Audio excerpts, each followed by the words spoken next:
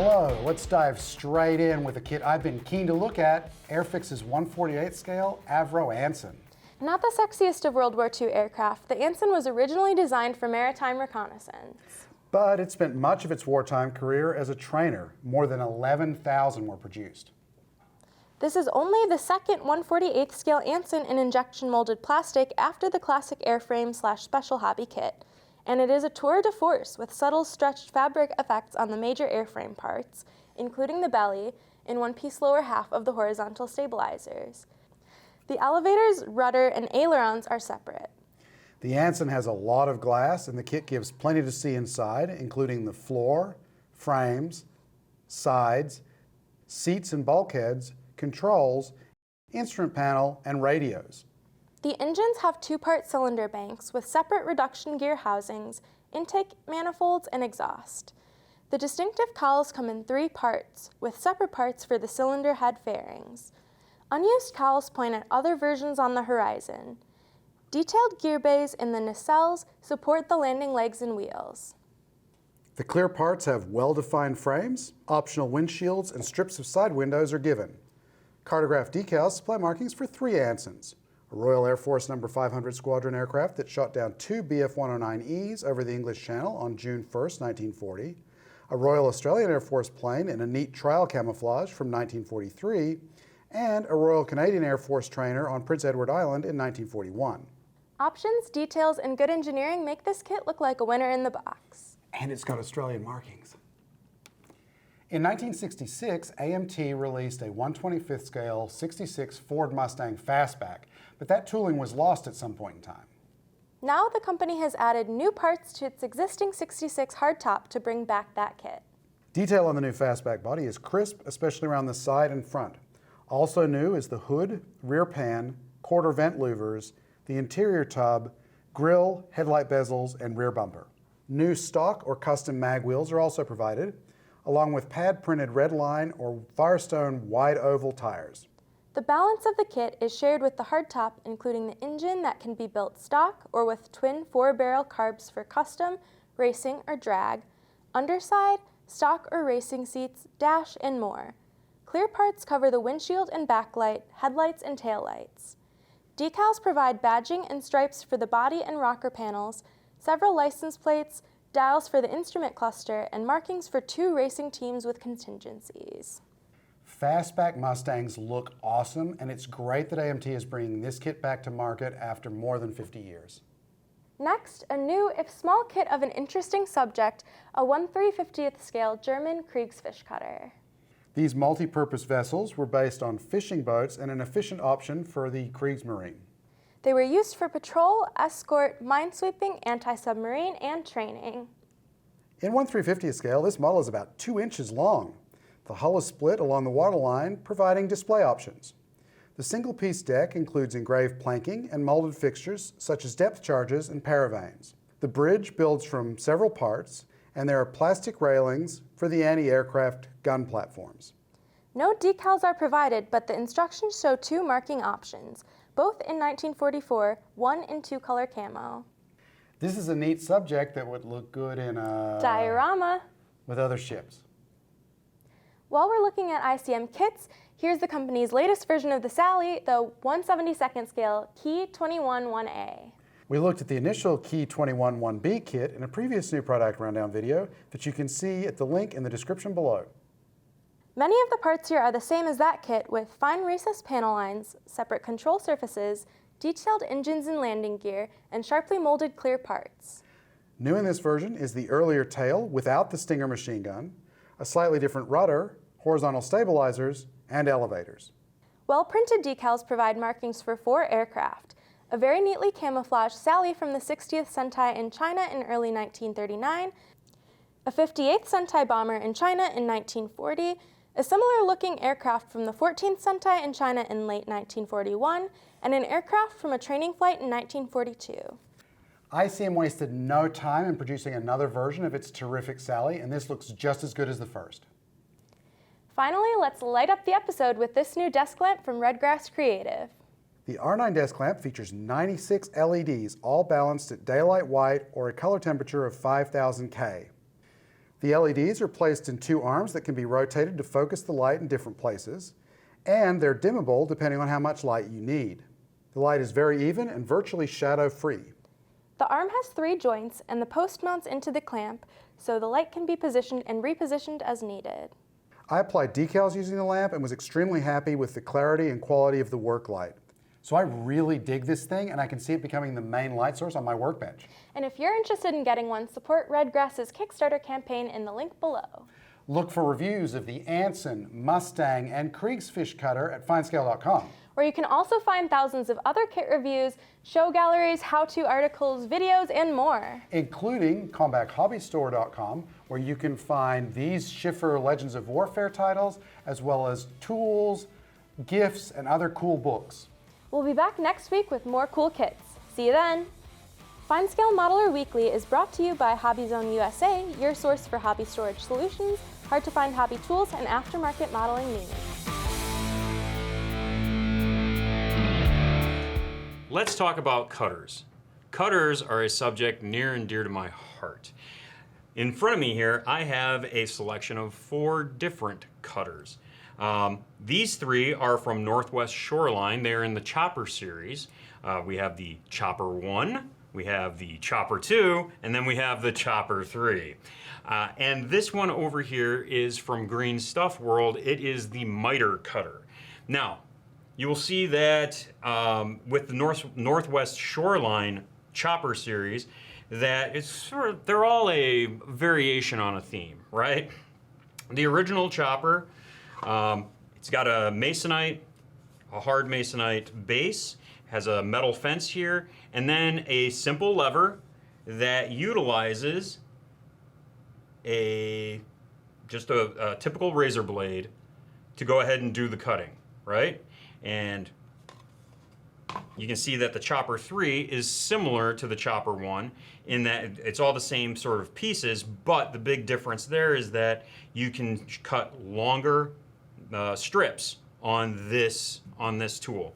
The Chopper 2 is an upgrade from the Chopper 1, still about the same size, but what it does is it replaces the masonite base with a metal base and upgrades the lever with an all-metal lever, still using the basic razor blade as your cutter.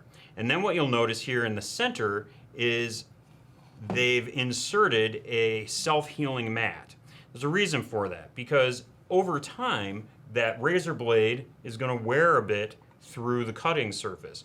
As you can see here on this Chopper 1, where we have, we've used it quite a bit, and it has dug out a pretty serious divot there in the cutting surface. That will affect how accurate your cuts are. Now that can be filled, right? That can be filled with super glue, or it can be resurfaced. And it's also possible to add a stopper down here that will keep the razor blade from biting into that cutting surface so deeply. So the Chopper series also come with a set of plastic fences or plastic jigs, right? This is the metal fence that you'd put your strip styrene or your wood strips up against. Then these jigs, what you can do is, let's say I want to cut a 60-degree angle, which is what's marked right there. I can go ahead, place this jig here, tighten this down, and then I have that angle all ready to go. I can raise up the razor, put this in there, bring it down, and it's going to cut me a 60-degree angle on that strip. Those jigs come with all 3 of these Chopper series.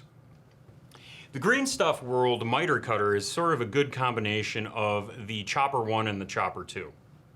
Now, well, one of the cool things is that you get to build the tool that you're going to use to build your models. Nifty, right? As Aaron just said to me, it's the IKEA idea of building models.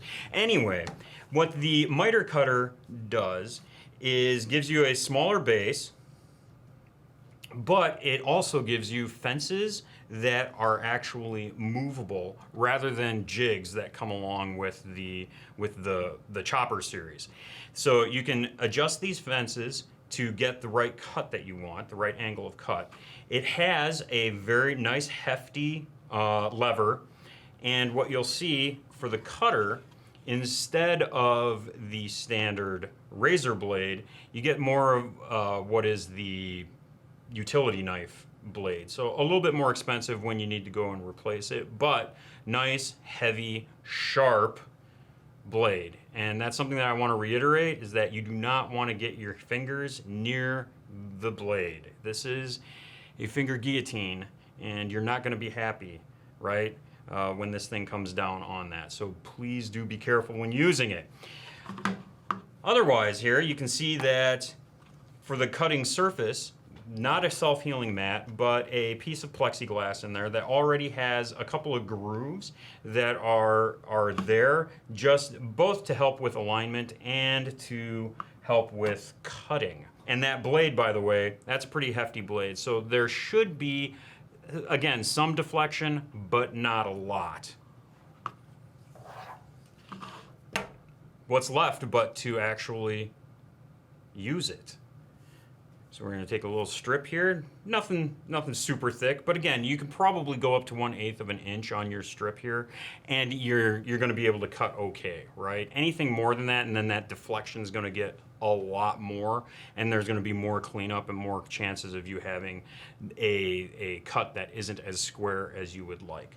But, so we can just go up, push this underneath, and let's just assume that I've gone ahead and done my pre-measuring already. Bring this down, check that I'm on the line, and then that's pretty satisfying. And there we go. Nice, clean cut. Do you absolutely need a cutter of this style? A chopper from Northwest Shortline or a miter cutter from Green Stuff World? No, but I will tell you, I have one and I use it practically every time I'm at the workbench. So it's not necessary, but it is an extremely useful tool. And you can pick up the miter cutter at kalmbachhobbystore.com, or you can go online and order one of the chopper series direct from Northwest Shortline. Now, we get a lot of comments and some questions on the videos that we post on YouTube and the website. Yes, we do. So what we're going to do is a comment and Q&A smackdown. Starting with a comment that we got from a viewer on YouTube about the Takom 1/35 scale M48 kit that we opened on an NPRD a while back. Now, this viewer said that, wow, this kit looks like a reboxing of the Dragon kit. Wrong. Just wrong. It is not a reboxing of that kit. It corrects some of the shortcomings of the Dragon kit, notably the casting texture on the upper half of the hull is present everywhere it should be. It was missing on some parts of the Dragon kit. And it has the lightning holes in the drive sprockets, something else that was absent from that kit. I know, I built it, I had to correct those issues. If I'd had the Takom kit, I wouldn't have had to do that. Yeah, so is this just more of a deal with the part breakdown? It's the same vehicle. Right, it's the same vehicle. Obviously, if you're going to do it right, you have to break the parts down basically the same way. I mean, there's only so many ways to break down a tank model. Clearly a hot button issue with Aaron. Speaking of hot button issues, so back in July when we were at the IPMS USA National Convention, we had just released a special NPRD with the gallery models 1/200th scale. Well, it was a kit of a very famous Japanese warship. And we were called out for how we pronounced the name of that particular Japanese warship. And we've been called out multiple times. We have, as you can see. So, believe it or not, we do our research before we go on screen and try to say a word like Sonderkraftfahrzeug. See? We do that. Now, do we always succeed in our pronunciations? No, but we do give it a shot, right? And we do the research, and we wanted to make sure that we were representing Yamato's name correctly. And we are, and we continue to do the research, and we still say it correctly. Yamato. Yamato. It is an Americanization to say Yamato. There's nothing wrong with it, but we're trying to say it the way that it would be pronounced in Japan. Are we doing it exactly correct? No, we're not native Japanese speakers, but we have done the research. So, as we were told, when doing the research, Right. it was think about how you say Yamaha. You do not say Yamaha, you say Yamaha. Yamato. Same thing. Same thing. I don't think I'm going to discuss this with anyone any further. How about you? I think we're done with this particular subject. We have outlined our point. That's as far as we're taking it. Yamato. So, again, a comment from YouTube on our Scale Model Basics video applying decals. We had someone come in and say, can you not thin solve a set now? I remember it was able to be thinned. Now, I don't actually remember saying you could or couldn't thin it. I think we need to go to the video. And then when you absolutely positively have to get a decal to conform to surface detail, there's always Walther's Solvaset. Now you don't want to use this as the first option. This is a last resort because like the Cartograph decals I'm using on this Airfix kit are delicate and this stuff will eat them for breakfast. And what you don't want at this stage in a build is for your decals to get ruined. So all I said was it was strong. I didn't suggest it could or couldn't be thinned one way or the other. I guess if you know that it can be thinned, tell us how to do that, what you need to thin it with. I mean, I guess you could thin it with more Solvaset. Differently different. Samely the same. I don't think it probably works the same. Let us know. Please, we'd love to know. After watching our Scale Model Basics video about sanding your plastic model kit with sanding sticks, we had a viewer come through and say, I really want a tutorial about sanding sponges. I mean, I guess you No, can, but... no, dude, Aaron, there's more to it than that. Oh, is okay, there? Yeah. I would like to see a tutorial on sanding sponges, various thicknesses and grit grades to smooth out imperfections after spraying primer and paint. So sanding as a adjective, Right. not as a verb. Gotcha. It's actually a very good idea. There are a number of those things available, whether they're the sets you get to polish car models or the larger sanding sponges that, I mean, I've seen some modelers use them, the ones that you use to sand a house with, those big thick ones, because they have nice corners on them. I'm particularly fond of manicurist sanding sponges. Those are really useful. They're really useful, particularly for figures and 3D printed parts. They do a good job of sanding out those imperfections. I used one to recently sand the foredeck on a wooden ship. There you go. Many uses. Yeah. Look for a Scale Model Basics about sanding sponges, different grades and grits and the like, and probably some different manufacturers, and maybe not all of them, you know, from hobby manufacturers. Something a little bit outside of the ordinary. We'll definitely take a look at that. Some information you can soak up. Boo. So let's bring this lightning round of comment and Q&A smackdown to a close.